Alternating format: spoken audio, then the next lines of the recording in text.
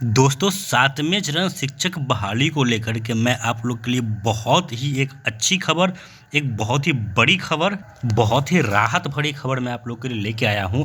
जैसा कि आप लोग इंतज़ार कर रहे थे कि नियमावली आज हो सकता है आएगा, लेकिन नियमावली नहीं आया है। लेकिन एक बहुत ही अच्छी खबर सचिवालय से निकल के ये आ रहा है कि अब आप लोगों के लिए कोई भी शिक्षक नियोजन नियमावली नहीं आने वाला है। तो फिर आप लोग सोचेंगे कि आखिर अब शिक्षक बहाली कैसे होगा। तो दोस्तों, आज ही सचिवालय से जो अपडेट निकल के आया है उसमें सीधे तौर पे ये बताया गया है कि अब जो बिहार में नए शिक्षक बनेंगे वो किस तरह से बनेंगे, इसके लिए जो शिक्षा विभाग है उनके पास 3-4 ऑप्शन अवेलेबल है, जिसमें से कि क्या क्या ऑप्शन हो सकता है ये भी सचिवालय के जो अधिकारी हैं उनके दिमाग में चल रहा है, उस पर वो लोग विचार कर रहे हैं।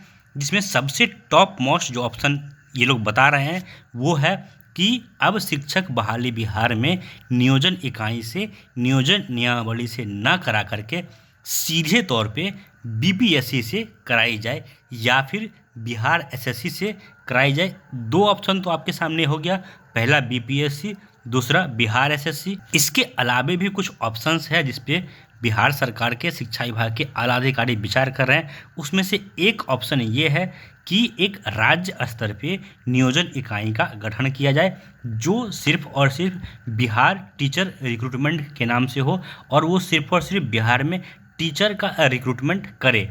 या फिर जो नियमावली बनता है और जो नियोजन इकाई बनती है राज्य स्तर पे एक नियोजन इकाई बनाई जाए और वही एक नियोजन इकाई पूरे बिहार में शिक्षकों की बहाली करे।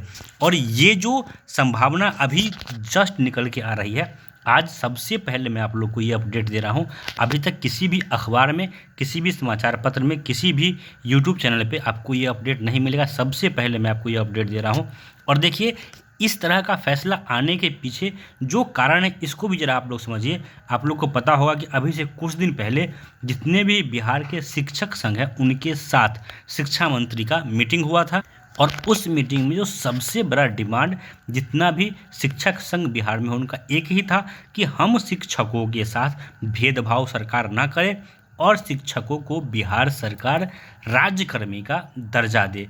तो आप लोग इस बात को खुद समझ सकते हैं कि राज्यकर्मी शिक्षक कब कहलाएंगे, जब बिहार में शिक्षकों की बहाली राज्य के किसी संस्था के द्वारा किया जाए। जैसे कि जो लोग बीपीएससी से बहाल होते हैं या फिर जो बिहार एसएससी से बहाल होते हैं वो सीधे तौर पे बिहार सरकार के एम्प्लॉय कहलाते हैं।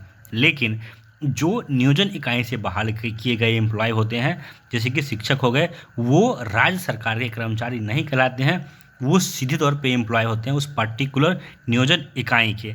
लेकिन अगर जो बड़े शिक्षक संघ के नेता हैं उनका जो डिमांड है कि हमें राज्य कर्मचारी का दर्जा मिले, इसका एकमात्र ऑप्शन बिहार सरकार के पास यही है कि जो शिक्षक बहाली है उसके लिए नियमावली ख़त्म किया जाए, नियोजन इकाई ख़त्म किया जाए और शिक्षकों की बहाली वैसे ही किया जाए जैसे कि बिहार में दूसरे कर्मचारियों का किया जाता है।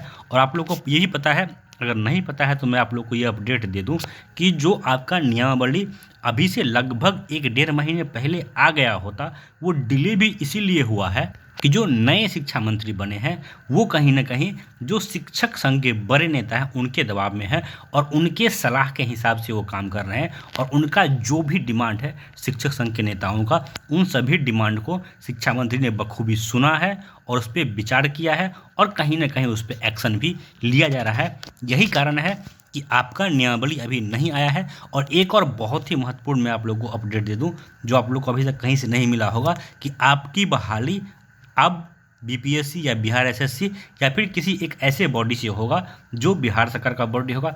और साथ ही साथ जो आप लोग का सबसे बड़ा प्रश्न है कि बहाली कब, तो दोस्तों अब जो बातें निकल के सचिवालय से आ रही है उसमें ये कहा जा रहा है कि आपकी बहाली जनवरी महीने में शुरू की जाएगी। जी हाँ, आपकी बहाली जनवरी महीने में शुरू की जाएगी, ऐसा कहना है सचिवालय के अधिकारियों का।